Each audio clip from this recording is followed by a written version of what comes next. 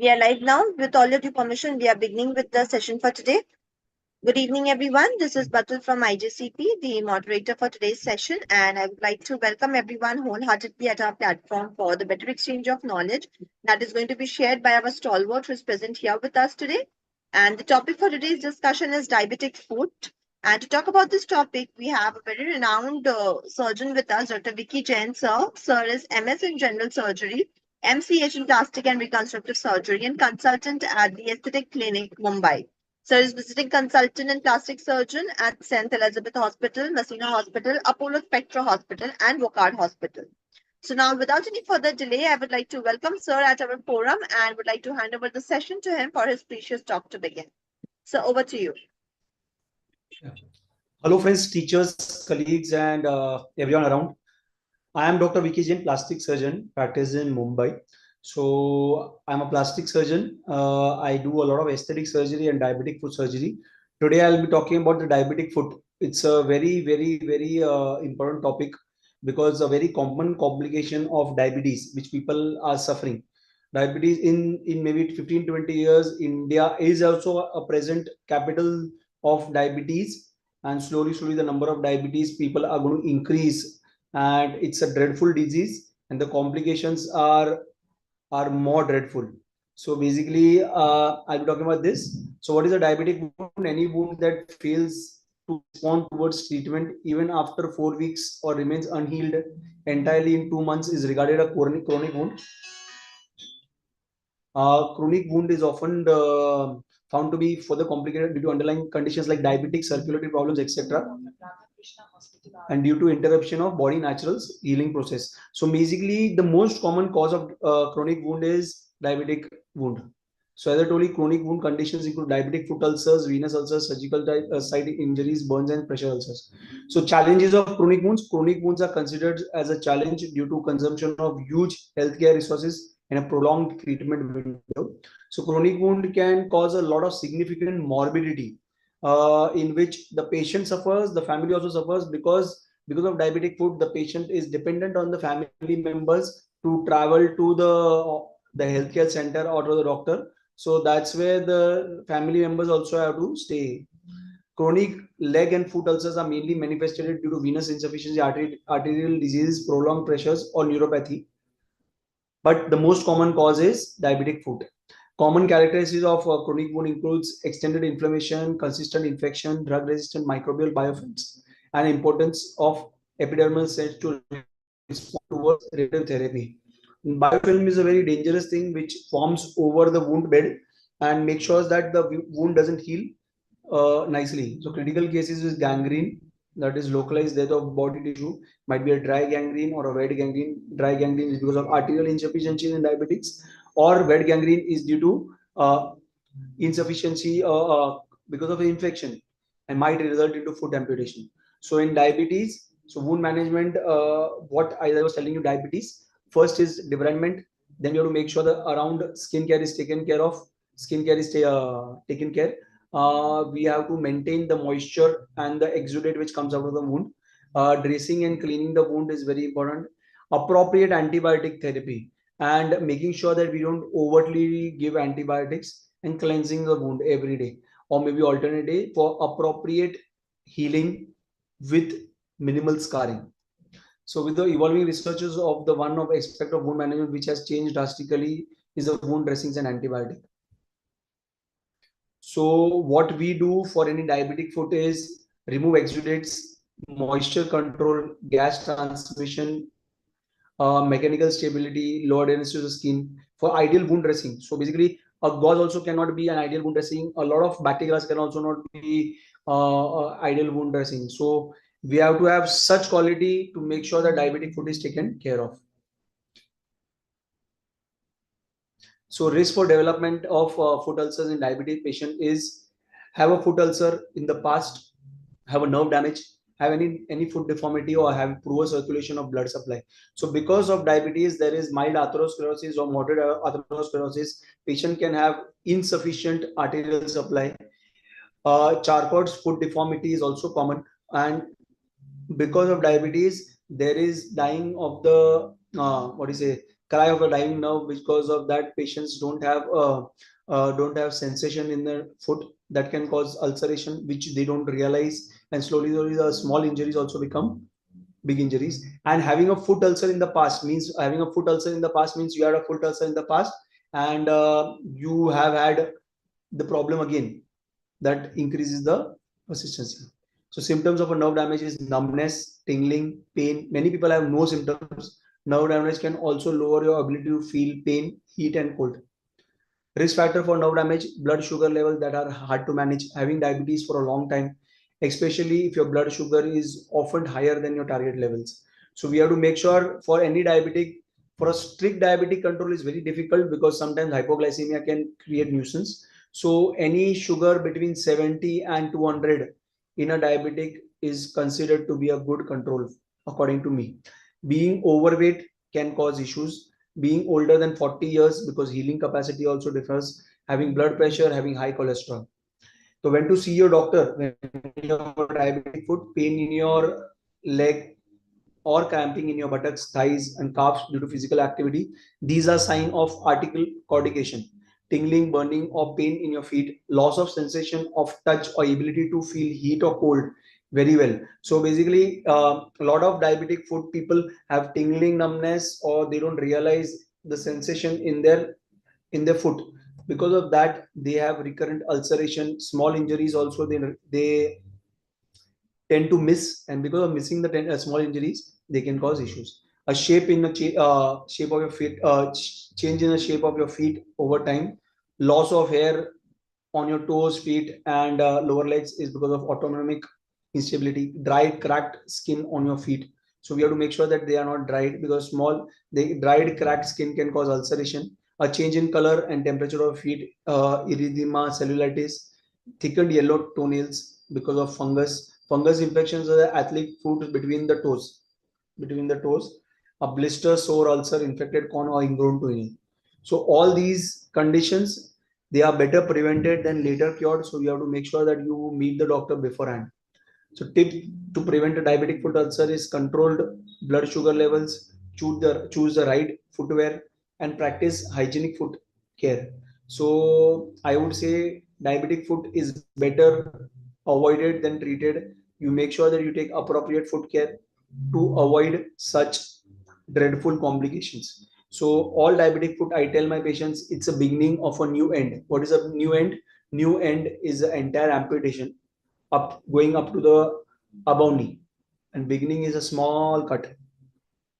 So 4 essentials for preventing diabetic foot is: first is patient education, foot, skin, and toenail care, protective footwear, and protective surgeries.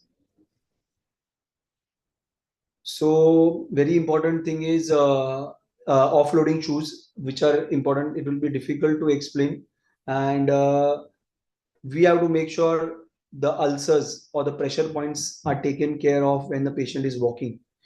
Because of recurrent insensation, people don't realize they're having injuries, repeated injuries on the great toe, ball of the great toe. So that can cause ulcerations again and again. So what is the need for wound care? Diabetes causes a type of nerve damage called neuropathy in about 70% of patients. Slow healing can lead to infection, and in extreme case can lead to amputation too.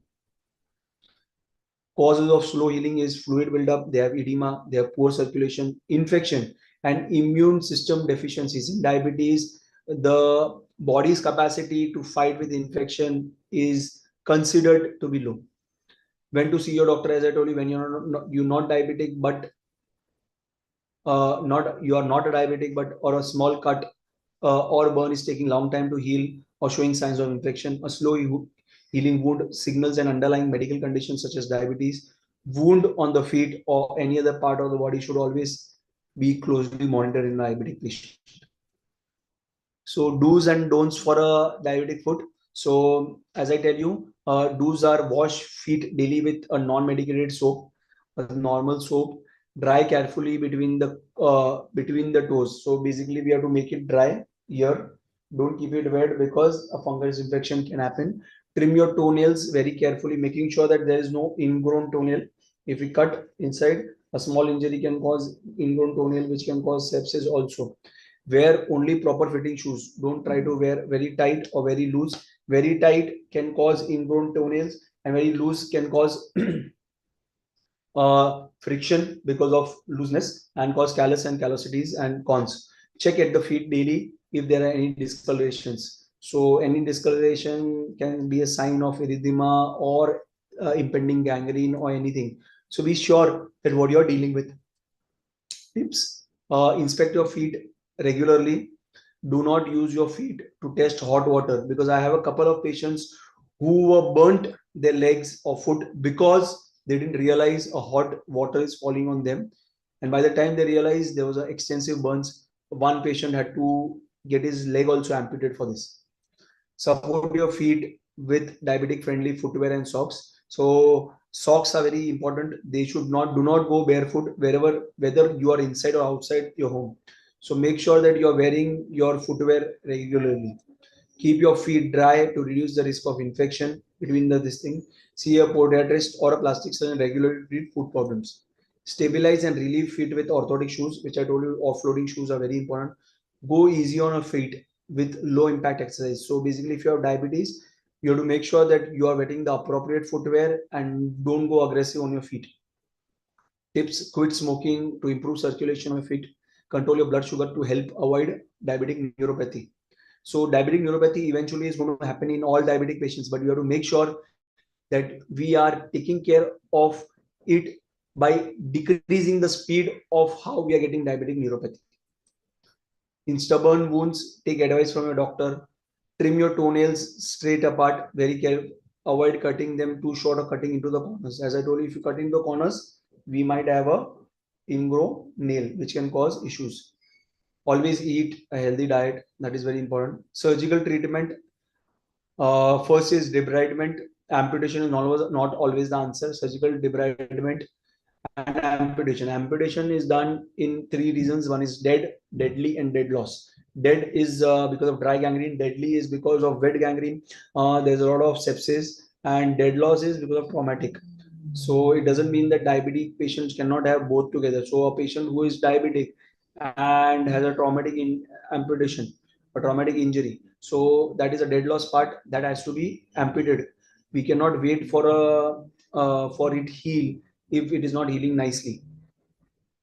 Adjuvant therapy is vacuum assisted closure or negative pressure wound therapy. It's a very important part. It has been used right and left by all diabetic foot surgeons and plastic surgeons for wound healing. HBOT is hyperbaric oxygen therapy and ozone therapy. Ozone therapy, I have never used it, but HBOT I have sent a couple of patients. But one patient, the best treatment for this is debridement and SOS vac. So this was a patient of mine. During COVID times, I operated somewhere in February 2020, and as you see the green part, over the wound, this is Pseudomonas infection. So we made sure that we give acetic acid vinegar, which is white vinegar, which we eat normally for the wound healing. I do not use butadiene solution. I do not use hydrogen peroxide also, unless and until I am debriding the wound. For healing, I normally give basic wound healing, just like Debris Days. I use Debris Void, Autolyze. There are creams which make sure they do chemical debridement, and I give Silverex Heal, Mega Heal, Hydro Heal, Mega Nano creams like that to make sure that the granulation is appropriate. And this is the healing over 3 months. Similar patient. Uh, this was a diabetic foot operated by me, and it healed over 3 months. So sometimes when we expect the healing cannot take place in such a big wound, and we expect early healing, that patient is rehabilitated earlier, and young patient, that's where our skin grafting is done. And prevention is better than cure. There are multiple flaps also done, but I prefer small flaps or graft only. So I would say prevention is always better than cure. So make sure that we prevent diabetic foot rather than treating it. Thank you.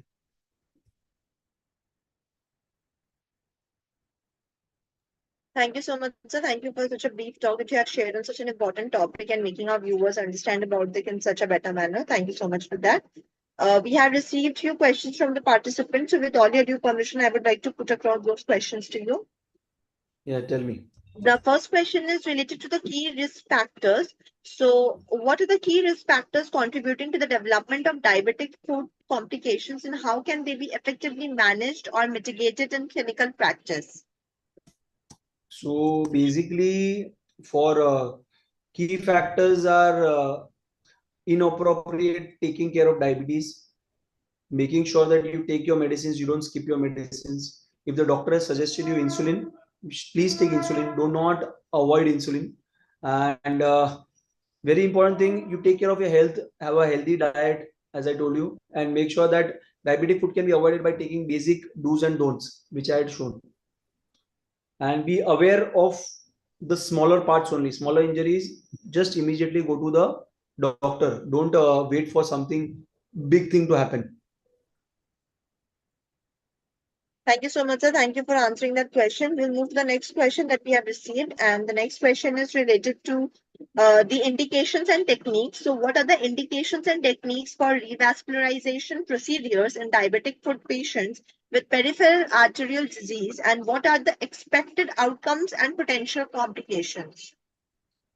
So the best treatment for this is first, if you think the patient is the limb is salvageable, there's no sepsis, nothing doing. So we send the patient to an intervention radiologist who does a angiography under a DSA, which makes sure that he explains if there is blood flow, then only the wound will heal.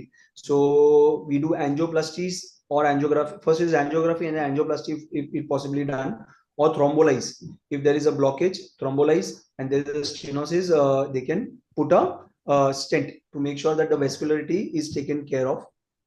And peripheral, I have never done any peripheral vascular reconstructions, but there are vascular surgeons who are dealing with it. And till now, the best thing is to make sure that the revascularization happens as early as possible to stop the disease process as soon as possible. And the best treatment is angioplasty with stenting. Thank you. Thank you so much, sir. Thank you for answering that question. We will move to the next question that we have received. And the next question is related to evidence-based guidelines. So, what are the evidence-based guidelines and recommendations for diabetic foot care and ulcer management, and how do you incorporate them into your clinical decision-making process? So basically, evidence-based guidelines in India, there are not no such evidence-based guidelines because everyone follows their own way of treatment.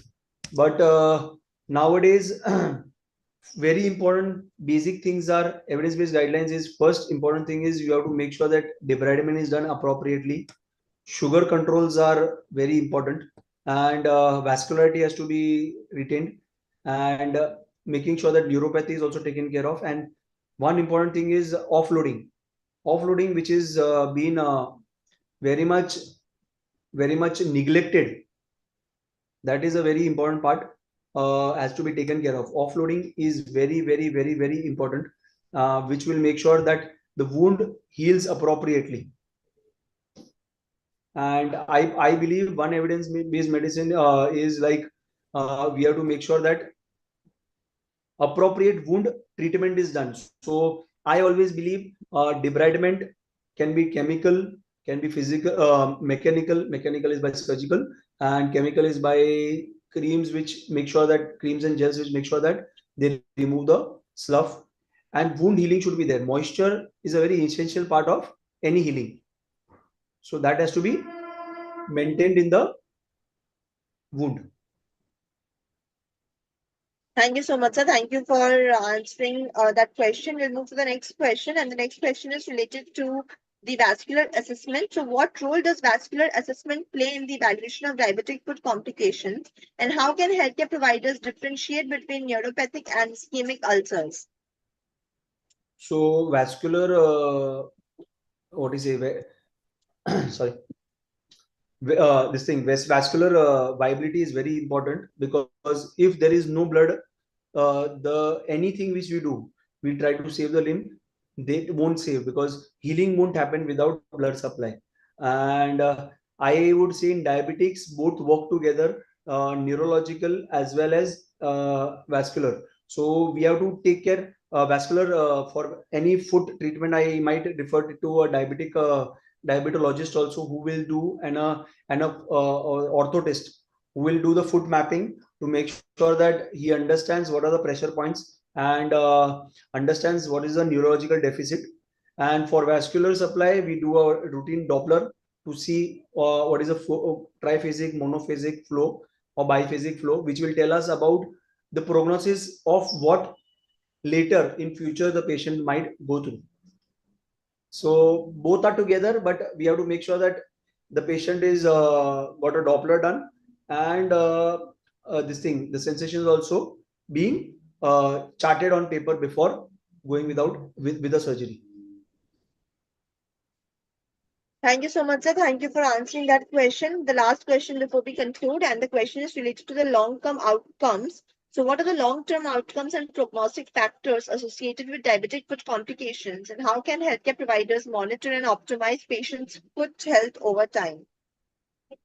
So long-term outcomes are good, but very important thing, once a diabetic foot, the patient will have a recurrent diabetic foot again and again, because as I told you, there are multiple things: neuropathy, blood supply, diabetes, uncontrolled diabetes.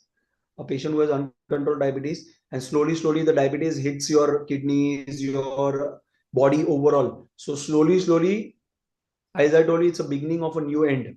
The new end is death, or maybe above knee amputation also. So we have to make sure that patients are educated appropriately. As I tell you, once a diabetic foot, there are 3 to 4 times more chances of having a diabetic foot again and again. So awareness and education, patient education is very important. We have to explain them that offloading is very important. We have to make sure that a small injury also is noticed to a doctor. They go and consult a doctor, because eventually when they consult their neighbors, it's their leg who's getting amputated or going through something. The neighbor's leg is not going. So in India, there are people who will give you silly advices, but you have to make sure that your leg is your leg, and you have to make it safe as soon as possible. You go and show to a doctor. Thank you so much, sir. Thank you for answering that question and all the other questions for our viewers and making them understand about the topic in a better manner. Thank you. And I would like to thank all of our viewers for their ardent participation that they have shown by staying tuned with us throughout the session and putting across such interesting questions to us. Thank you to all of them. And we would like to take a last take-home message from your end before we conclude the session. So I would say diabetic foot is a very dreaded complication. I've seen multiple deaths because of that. Patients go because of infection. They are both like infection, diabetes. So both work together. So if infection is taken care of, diabetes will also be uncontrolled. You have to make sure all diabetic foot patients have a foot scan at least once in a year. They have to be more vigilant about it. Patient education is the key. We have to explain each and everything to the patient before and when the patient comes the first time. And we don't have to scare them, but we have to make sure that we educate them appropriately, that they do not fall for a diabetic foot. Thank you so much, sir. Yeah. Okay. Thank you so much, sir. Thank you. With this, we would like to conclude the session here for today. Until next time, and I would request our viewers to stay tuned with us for further episodes at our platform. Thank you so much. Thank you. Have a good day. Bye-bye. Thank you, sir. Bye.